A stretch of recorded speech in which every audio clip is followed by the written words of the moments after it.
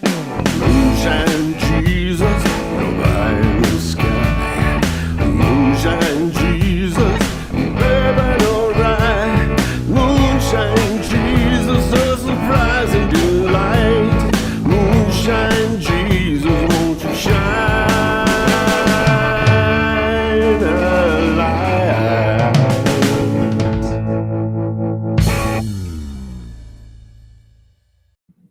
Hello and welcome to the Moonshine Jesus Show. We are so glad that you have joined us for this episode. I can't wait to dig into what we'll be talking about, Secret Invasion, but there's several things we need to kind of do some housekeeping and take care of here. We do want to remind you that we are sponsored by progressivechristianity.org, the best place you can go to for all of your progressive Christian resource needs. We just really encourage you to go there. But we equally encourage you to go find us, the Moonshine Jesus Show, on Facebook, as well as make sure that you're signed up to get an instant download of the podcast every time it's available. So go to your favorite podcast site and dig that up. We do need to let you know this is always a spoiler-full zone that we do here. So don't expect to come and have it be nothing to be spoiled for you. We're going to talk about a lot of stuff in the show.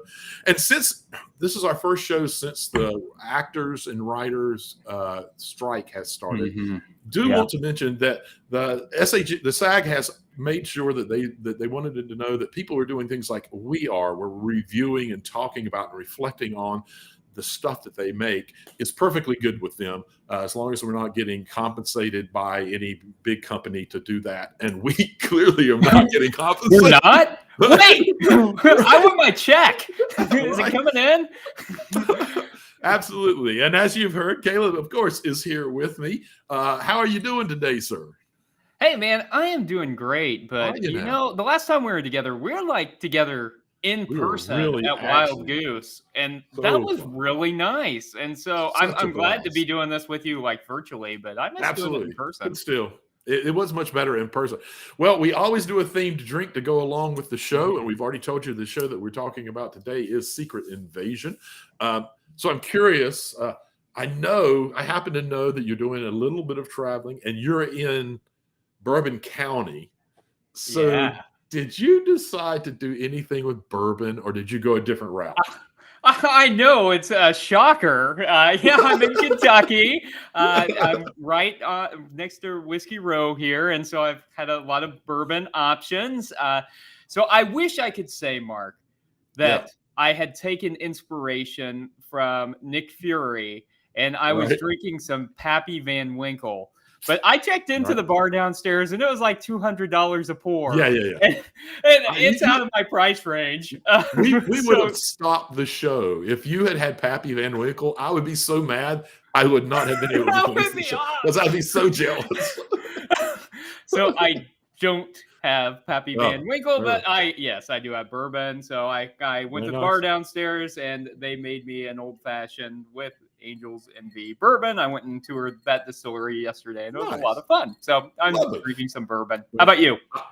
Of course, I went about the same route on this one. You know me, and I'm shocked. I can't believe it. Opportunity to drink bourbon. Yeah. And like you, I could not afford Pappy Van Winkle, but I do happen to know the distillery where they make Pappy and who else makes bourbon out of there. So one of my favorite bourbons is Buffalo Trace's, made at the same distillery that Pappy is. So I'm doing it just like Nick Fury. I'm having it neat in a glass. And there's, in my opinion, there's not much better than this. It's the good stuff. So cheers, sir. Cheers. Here's to a good show. I'm going to take a quick break and we'll be back on the other side.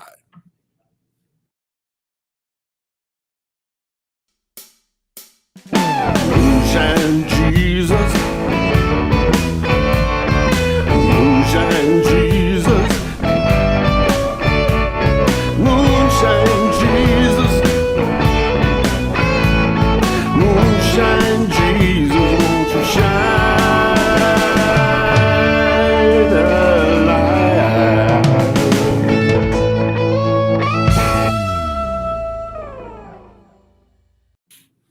Hello, everybody, and welcome back to the Moonshine Jesus Show, where today we're talking about Secret Invasion. We're going to geek out for a little while, and then in the next segment, we'll come back and we'll talk about theology and politics. But I thought I've got to open this segment exactly the same way they open I the love series. this. I was hoping you Imagine a world where info can't be trusted. Not very hard, is it?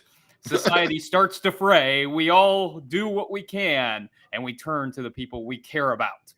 These are the opening lines to Secret Invasion, which is the 9th television series in the Marvel Cinematic Universe produced by Marvel Studios. It follows Nick Fury and Talos as they uncover conspiracy by a group of shape-shifting Skrulls to conquer the Earth. Skrulls, of course, having been introduced in Captain Marvel. So I've got a very important question about this, Mark. All right. You ready? I think I am. Did we need to see a series on Nick Fury? Did we need Secret Invasion?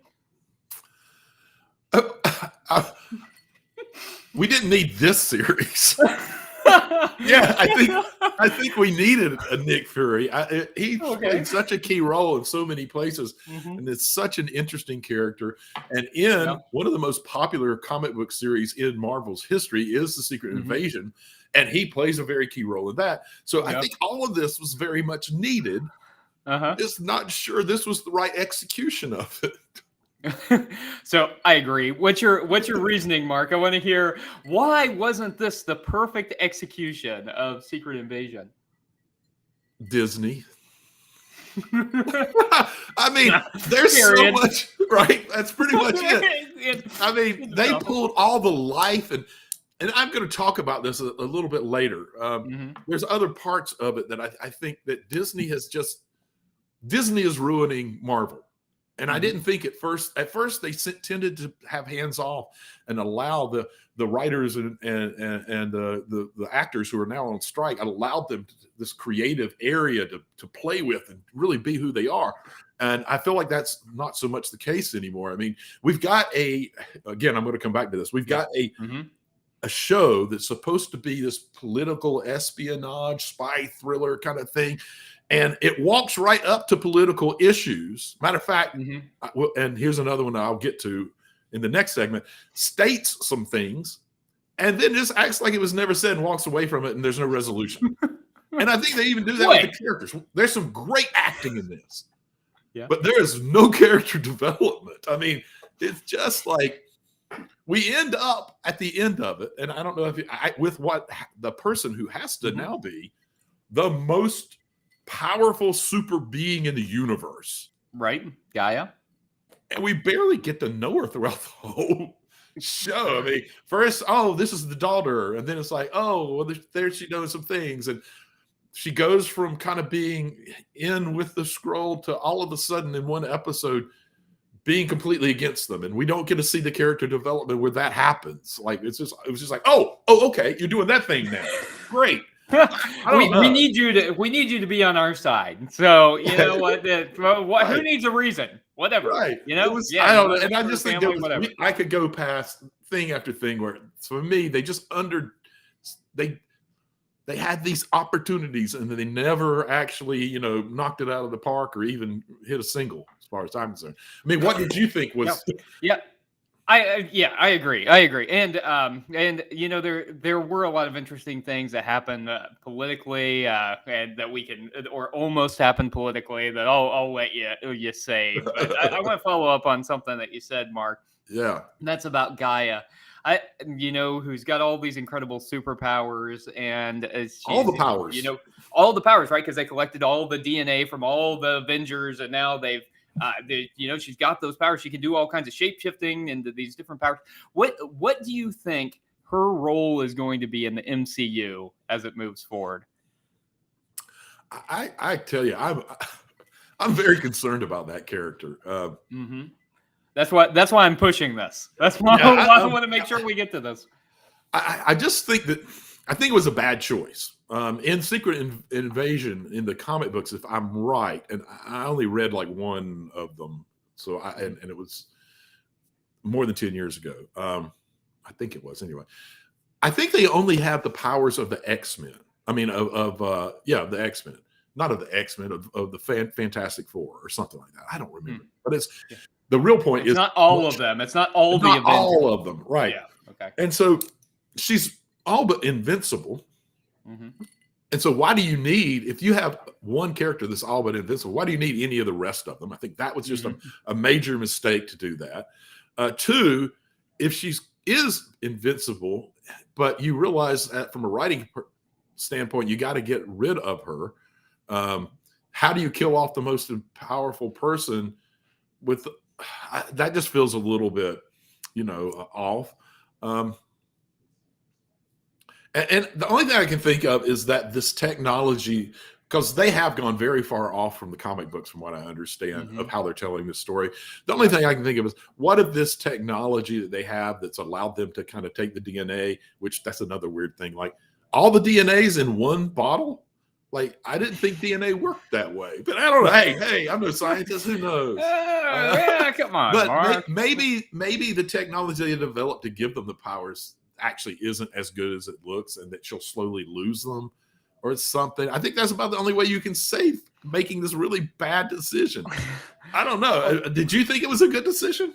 No. I mean, of course they'd set it up so the only way to defeat Gravik was to have somebody who also had those powers who could defeat Gravik. I kind of feel like maybe they'll have her go off doing something else. She'll be preoccupied elsewhere in the universe so that she can't be there. But it's also like Emilia Clarke, and so they found like a real actress to do this, who did a great job with the role. She did go, based on the limitations, considering what they writing. gave her. Well, we also don't know how much. There's so many really smart pieces of writing that we hear some of the characters say. I just have to believe that this was all editing and produce the studio leaving things on the floor. There were so many times where it felt like even the final scene of the final episode where they walk into the giant room with all the bodies splayed out with some kind of tech on them. It seemed like jarring. It's like, wait a minute, what happened? And there was no explanation. Whose is this? We didn't get. How did you discover this? Did you already know about it? Is it work? It just felt like it deserved some lead up, and they just cut it off. And I feel like that's a lot of what's going on. Is that a lot of it? I like that. I like you giving the benefit of the doubt to the writers and the actors, and Who knows? Just production. But regardless, what we got, I think was not what any of us necessarily wanted. I completely agree. Let me ask you this, though, Mark. One thing that we haven't seen explored in a lot of detail is how the blip really affected people's personal lives on an intense level. I mean, we got to see some of it, as we've seen the MCU expand.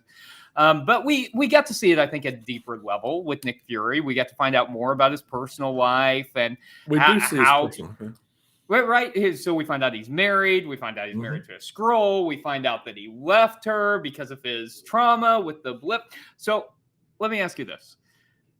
Did that add anything? Was there any advantage to finding out about Nick Fury's trauma? Did it give any context to like what people's lives were like after the blip, or was it just useless writing?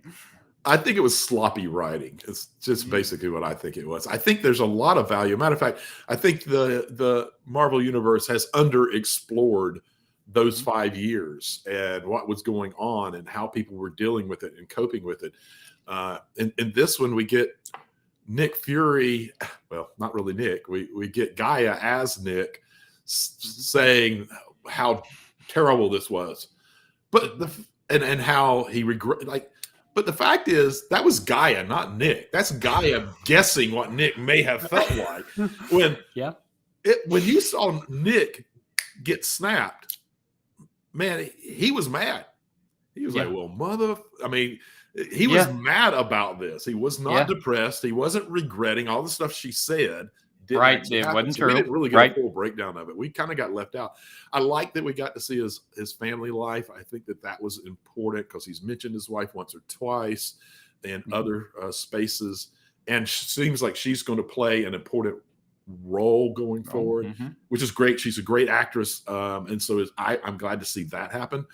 But it also felt like we have this spy espionage kind of show that we're getting ready to do for you, and then about halfway through, it felt like, but we're really going to spend more time just talking about relationships. And I was like, you can't even figure out what you want to do with the show. Oh, what this show's about. Yeah, it's just confusing. And then I also, just as I'm bringing up issues, the issue with Gaia having all those powers and then like trying to counter Gravik with it, they set that, like, why did you give it to him? Like, what was the point?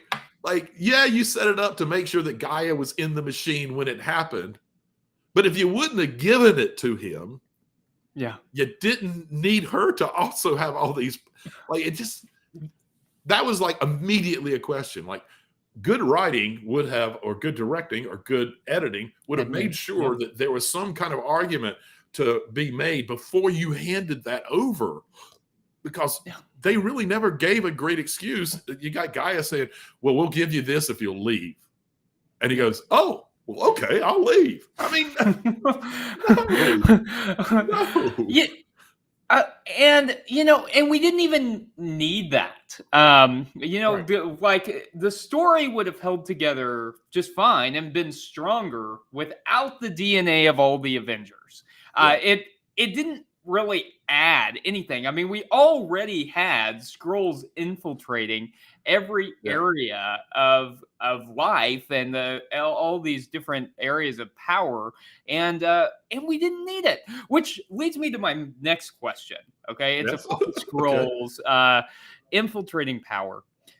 So we don't know how long the Skrulls have assumed the identity of world leaders. And so what I'm curious about is how long you think Rhodey has actually been a Skrull.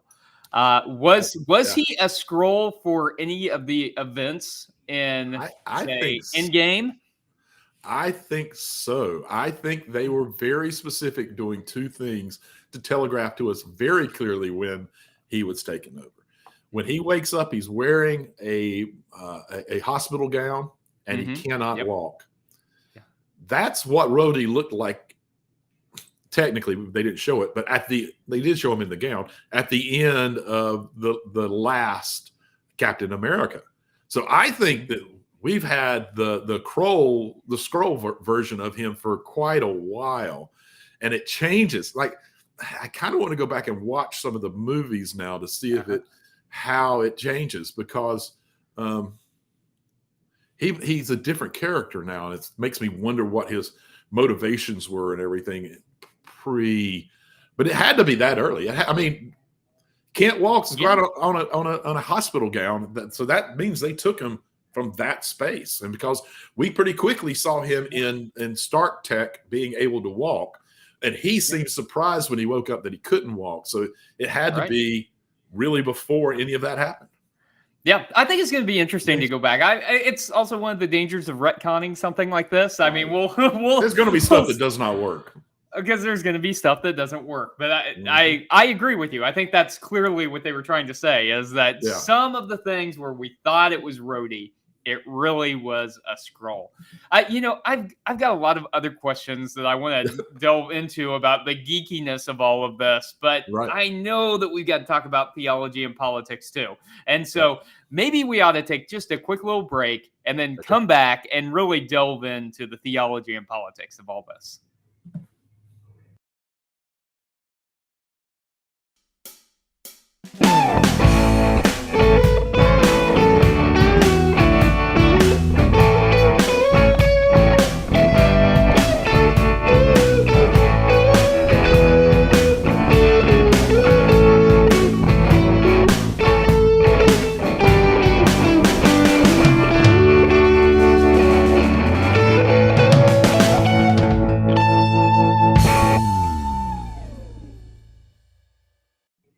Hello and welcome back to the Moonshine Jesus Show. You joined us for our Theo Politico segment, where we're going to talk about some theological, political, even philosophical ways of thinking about what happened on the show. And you've already started guiding us towards some of this. And so I want to just go ahead and dive into those parts immediately. So for like we mentioned, for a political thriller, Secret Invasion doesn't really delve into political issues very deeply. And when they mention something like racism or discrimination, and that's something we're going to get to even on my next question for you, it doesn't seem to do anything with it. It just sort of moves on. And I think it's part of why the show really didn't work for so many people, as you and I were just talking about. Think about that early on, the first show or two, you got some buzz about the show, and then it all fell off. And I think that's because they failed to really give us some of the things that we expected from it. But one of the things that didn't fall off was this constant conversation and discussion about the intro, its opening credits, and how it was all made with AI generated graphics. Which I think during this time when we're on strike and part of what the writers and actors are worried about is what AI means to their job. I think it ends up being a pretty good metaphor, and I'm very curious if you agree or not, for what Secret Invasion and honestly too many other Marvel things seem to have become. It's a great metaphor because they end up not being so much art as they are sort of this statistically generated simulation of art. Like I feel like a lot of what has happened is that we've got all of these SEO optimizations and all of these. This studio doesn't want to be associated with hard political hitting commentaries and that kind of stuff. And so for the sake of all of that, they kind of dumb it down. And it ends up not being what it was when the Marvel universe started. I feel like it's almost this really nice metaphor of the problems that we're having with Marvel and what it's lacking. What do you think? Am I clearly reading too much into all of this? Well, I think that's interesting because the credits were one of the most controversial pieces of Secret Invasion, right? Because a lot of people really didn't like the CGI that was, and they were upset even that they took jobs away from somebody by having the artificial intelligence do it. Yeah, and so I think AI is one of the biggest issues of this moment, and we're seeing all kinds of both enthusiasm about AI and all kinds of worry about what that's going to mean. You've probably seen the memes of people introducing Sarah Connor to the AI, and as we see, the Terminator living out. So yeah, I think you're right. I think it's a good symbol for what's happening, and I think though actually Secret Invasion, I think where it succeeds is that.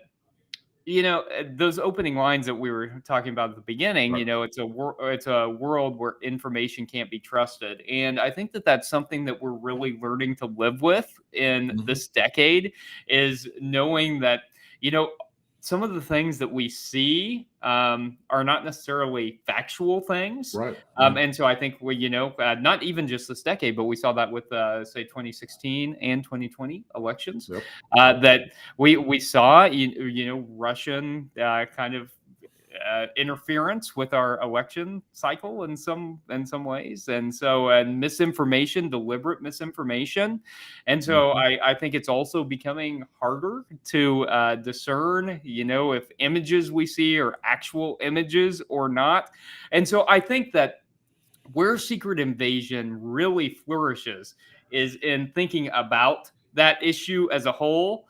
I think where it fails is in actually thinking about what that means. I don't think we get any kind of resolution for any of that. But I think the general idea is right. I just wish we had actually seen it explored. And I think I completely agree. If it had decided that's what we were going to explore. We weren't going to talk about Nick Fury's personal life, or we weren't going to talk about all these superpowers, or we weren't going to talk about, the blip. But we were going to focus on that. I think it would have been a much more powerful show. Yeah, I think that opening line that you read does point to that, but it also points to the fact, like, talks about how we turn to the people who are closest to us and that kind of thing. It feels like this show had all the potential to talk about what a difficult world it creates when we do things that build mistrust between us and our neighbors. And we've got so much of that going on now. There was such an opportunity to dial into that. I mean, they even set it up right at the very beginning, and then they do nothing with it. And I found it very disheartening that they couldn't decide to do more. There were so many important topics that they mentioned. And then, as I said, they just walk away from them. Yeah, they kind of mention them, and then they walk away from them. Yeah, on to the next thing. And I mean, that's the same thing about everything, right? I mean, the only way you can really explore something is if you actually spend some time going in deep. And I mean, that's what we try doing theology all the time, right? Not just skimming the surface, but going deep occasionally. Well, one of those such lines that they deliver that I thought, all right, great, we're going to deal with some stuff now, was Nick Fury on the train when he is I think playing the game.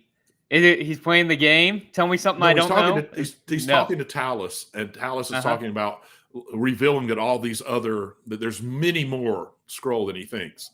And Fury gets up and gives this giant speech about how he experienced racism and intolerance as a child on the train when he had to set in separate parts of the train and all of that kind of stuff. And he tells him, says, there is not enough room nor tolerance on this planet for another species. So my question is, how do you have Nick Fury give an impassioned speech about racism and then barely even deal with it? I mean, we talk all the time about how sci-fi gives us this ability to tackle difficult issues by putting them at a little bit of a distance from reality. And here you got him setting up this great thing and talking, and we're in a show that's going to be about Skrulls and humans and all the racism, obviously, that can come out of that. And we don't really do much outside of, at the end, all of a sudden the president gets really mad and says we're going to kill them all. Yeah, so I didn't like that piece either because it seemed inconsistent with what Nick Fury had done, because we've seen all these flashbacks where he's promised them that he's going to work for them. And I mean, like you just said a few minutes ago, we see him at the very, when he's getting blipped away, Fury, he's getting blipped away. I mean, Nick Fury is not a person who gives up. That is not Nick Fury's personality. And so I think that it was inconsistent for him to be talking about, racism and how we ought to always have room at the table, and then talk about how, there's not room for you here. Not enough tolerance. that you can't be here. I mean, that wasn't great. I mean, it was bad. Not only was it not great, it was bad, because what we needed to see, I think, was him strongly advocating for the Skrulls, and what we ultimately get is kind of a resignation that maybe they ought to leave and go somewhere else. And it's politically problematic. It's problematic in terms of the story that we have been expecting from Marvel and Nick Fury's character. It's also extremely theologically problematic. Yeah, I completely agree. So I want to ask you about another line that he delivered when he was asked about why he hasn't worked harder to get people in the world to be accepting of the Skrulls. He says, because it's easier to save the lives of 8 billion people than to change their hearts and minds. Yeah. I was curious about how that hit you and what your thoughts on that. It's a powerful line, and it feels like it's steeped in truth. Although what it represents, I'm not sure. Like it's easier just to not have you kill them than it is to get you accepted. So I wasn't sure what I thought of that line, although it hit me as impactful whenever I heard it, because that's in the last episode, right? Yeah. And so I thought, well, in some ways that's really true. That like in some ways it is hard to change the way that people think and the way that people feel about things. And Mark, you and I know this because it's what we do every week. Is like Right. we try to get people to think differently about how they see the world, about how they see other people, and that's hard work. And it's hard work when you're working with people who you know and you trust, people like in your congregation. And it's even harder when you're trying to work with the population more generally. It's hard to change people's opinions, and so I understood in some respects that, and so in some ways I thought, yeah, that's right. It's easier to try and save people, maybe through like say legislation or through heroic acts in the case of Marvel than it is to try and change their hearts and minds. In another way, I think that, well, I mean, we're about the business of changing hearts and minds. And like that's like if you can't change people's minds, if you can't change people's hearts, I mean, what are we doing? Because I mean, I completely agree. Yeah, that's the whole to me, at first I went, oh, that's kind of powerful. And then I went, that's kind of fatalism, isn't it? I mean, right. That's kind of, well, we're just gonna like not worry about your life because it's too difficult to change people's minds, to get them to see things a little more clearly and be more inclusive and loving. And I just thought that was weird. All right. One last quote. And I just want your general, this is not quite as hard hitting, but I think it's an important thing that was said, and want to get your take on what it means about relationships.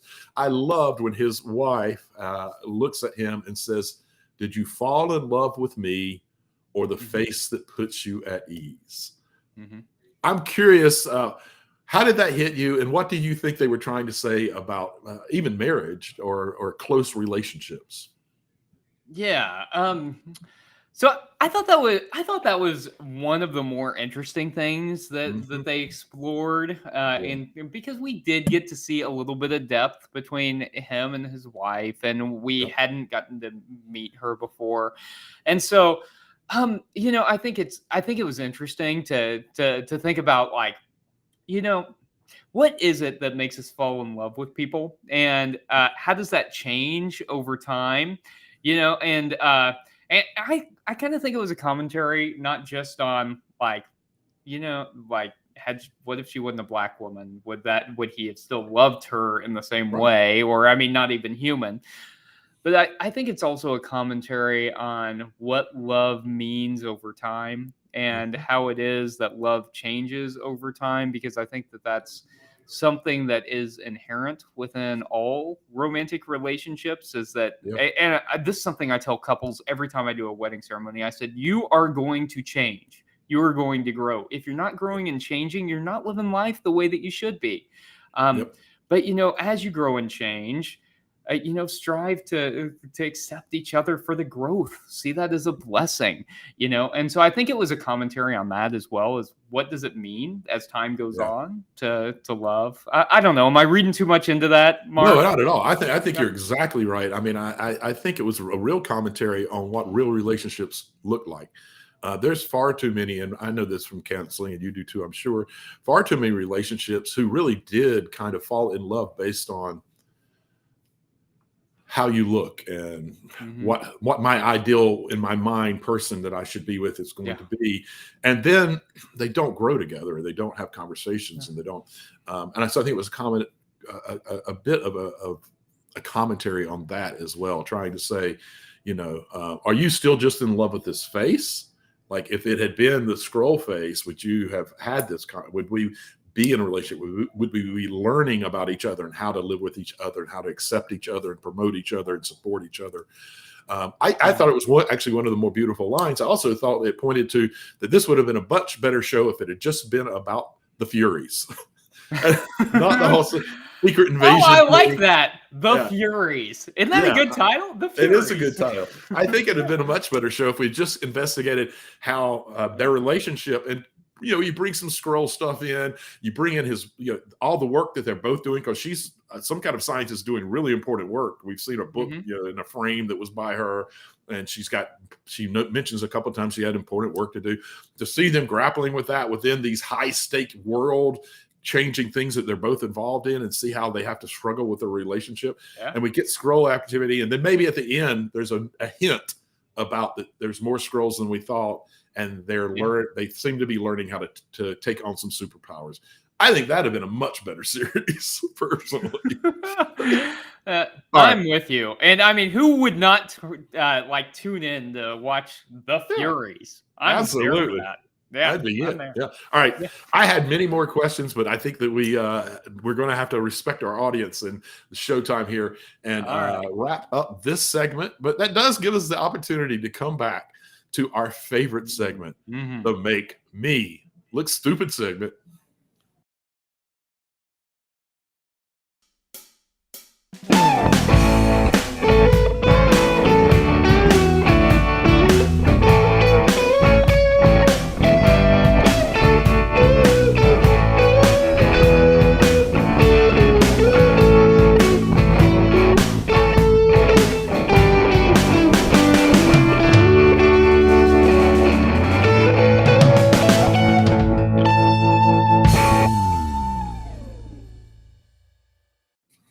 Welcome back to our final segment, the Make Me Look Stupid segment. Thank you for tuning in today and for sticking with us throughout the show. So, Mark, often my goal is to try and steal your questions, but I didn't steal any of them today. I came prepared with 5 questions just to be safe. and if anything, I'm sort of disappointed that you didn't steal them. I know. Because me too. I only get to ask one. And there's some of them that I really think are they're good questions. I'd like to know the answer to. Well, you know what? I'm going to ask you a question first, so you'll have some time, like in the back of your head, to be thinking about how you can make those questions into one single multiple part question. Yeah. Okay. So one of the scenes that I thought was interesting was when Rhodey was firing Nick Fury. And this is before we know that Rhodey is a Skrull. Rhodey is a Skrull, yeah. And Rhodey and Nick Fury are talking, and Nick Fury says, "Men like us don't get promoted because of who our daddies know. We've got to stick together." Okay, so I want to know, what exactly is this like? Is this making a commentary on race, and what's that look like? And is any of the power of that, if it's powerful at all, lost when we find out that Rhodey actually isn't a black man, but an alien posing as one? Yeah. When I saw the scene, I was like, okay, I'm glad in progressive circles, this is stuff we're talking about all the time. I'm glad they're making it more of like a straight center. Here you go. We're going to address this issue that, there's too many other people in the places that we are that got here because of who their daddy is or who they knew or all of that. But we, because of racism, have had to work much harder because of the historical racism and how it has built up to create all of these obstacles and blocks that we've had to overcome, even those before we could even begin to get here. I love that they had that conversation. The moment that they said Rhodey is a Skrull, it sucked all of everything out of that conversation, and in my opinion, made it worse. Because you've got this person here who didn't experience that life talking about it like they had any clue and using it against someone who did experience it. So it doubles down on how bad it was, as far as I'm concerned. What did you come away from? I agree 100%. I thought it was a powerful moment while I was watching it. And then it was like a couple of scenes later, I think it was the same episode, where we found out that Rhodey was actually a Skrull. And so it like made me think about those people who are white and posing as black people. Or even that professor who listed herself as African American on all of her paperwork and taught history, African American history, like Black history. Yeah, it was never ever. Right. It has never experienced any of that. Is exploiting it in a whole other way and trying to take on that identity. And Mhm. to me, it kind of felt like Marvel was doing that in a way. Not only was Rhodey kind of doing it, Yep. but Marvel was I kind buy of it. doing it as if they had experienced any of this stuff or were trying to comment on it in any meaningful way. And then they backed out, and it was an alien that was really doing it. Yeah. And I thought it lost a lot of the power. So It I hit me agree in with you. all wrong ways. All wrong Yeah, ways. Yeah. all the Yeah, wrong it ways. was Yeah.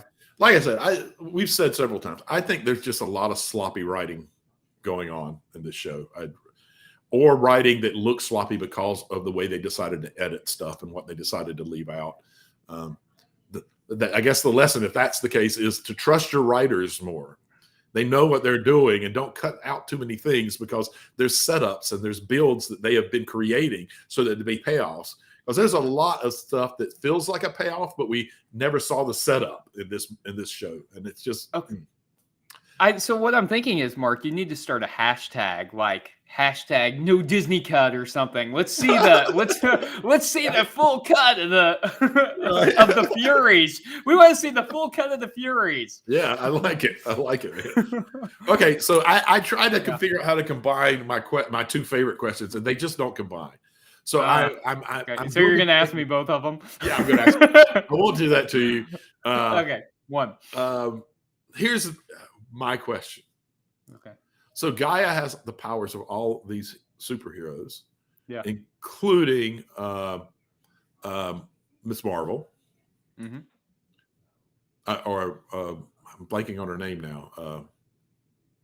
Captain Marvel. Captain Marvel. Yes, Well I done. was too. Yeah. There's too many Marvels. There are a lot of And it does look like in the movie The Marvels that's going to be coming out that all of the folks superpowers that are tied together through I can't remember now what it is, but it's through light. It's a very specific kind of thing. Yeah. They get entangled. Mm-hmm. Gaia is now one of them. Yeah. So is Gaia like all of the like heroes this that we know question. are getting their powers from this one source are all entangled now? Yeah. Is Gaia going to show up in the movie? I like this question because you're going to force me to take a position, and we're going to be able to see if I'm right or not. I like so it too. I love it. So we can revisit this. I'm going to go with yes. I think she's going to be in the Marvels when it comes out. Nice. And I'm going to go further, and I think she's going to lose those powers in the Marvels, so that we can then continue with the MCU and avoid the problems that you articulated wonderfully earlier. We're going to see her lose those powers in the Marvels. That's what I think. Be. What do you think, Could Mark? Be. Oh, I think it's another victim of sloppy writing. I don't think they thought this through, and they didn't realize. Wait a minute, if we're going to give her Captain Marvel's powers, we got a movie coming out where everyone who has their powers based on the same source are all entangled. I think that they completely forgot. We saw too many cutscenes, or not cutscenes. We saw too many scenes in the trailers where it was just the three of them standing in a room together trying to sort this out. I don't think there's any way she shows up in it. It's just bad, sloppy writing, and I don't know how they're going to explain it off unless the next time we see or hear about Gaia, we hear that within a day of the end of Secret Invasions, all of her powers were out. Let's see. I love this because now we're gonna have to watch the Marvels as we already were going to, and we're gonna have to hold us accountable to these. Who knows? Who knows? I love it. We'll see. Okay, so we'll see. This has been fun. It has been, even though it was a disappointment of some sort. I know. In the show, there was still a lot of fun moments, and we need to make sure that we say like. Olivia Colman as Sonia Falsworth. She was a highlight. Unbelievable. Stole every scene that she was on the screen. It's not easy to steal a scene from Samuel L. Jackson. You are right. Yeah. And he was great. He was also he was so, I mean, no one else could play the role of Nick Fury. He was so Nick Fury, and he pulled it off perfectly. And she still seemed to pull out when they were on screen together, she still kind of drew the attention. She was incredible. I want more of this character. I know that. I want a lot more. Yeah. Okay. I'm game. I agree. I think it's a highlight, and I think there certainly were highlights to this show. And so appreciate all you tuning in. So the Marvels isn't coming out next week, but there's Right. something else that's coming out Oh, yeah. that I'm pretty excited about. And I think you're more think excited maybe about you're- it than I am, but I'm interested. Okay. I'm very interested. 'Cause- And Mark's, I'm excited. Mark's interested. Mark, you want to tell us what it is that's coming Okay. out? Absolutely. Yeah. We're getting a new movie of the Teenage Mutant Ninja Turtles. It's animated, and it looks like pretty cool animation actually from the previews that I've seen. And it's I think Produced the by movie's Seth called. Rogen.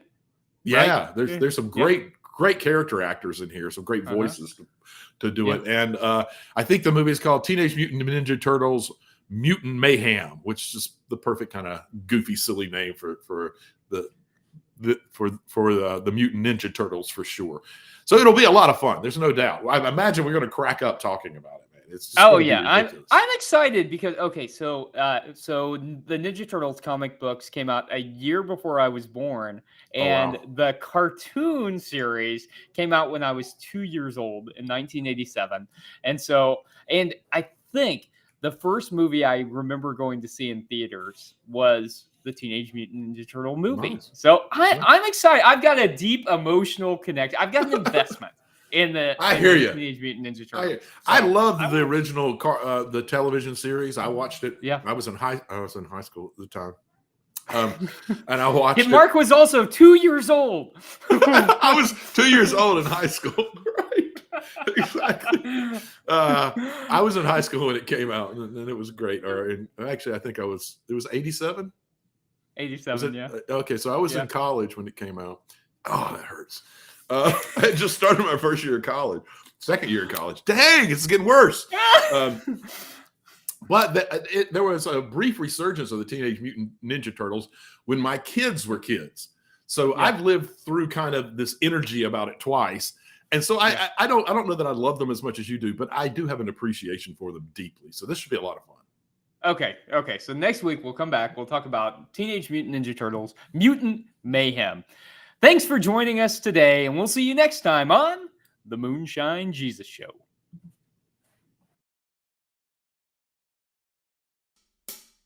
Moonshine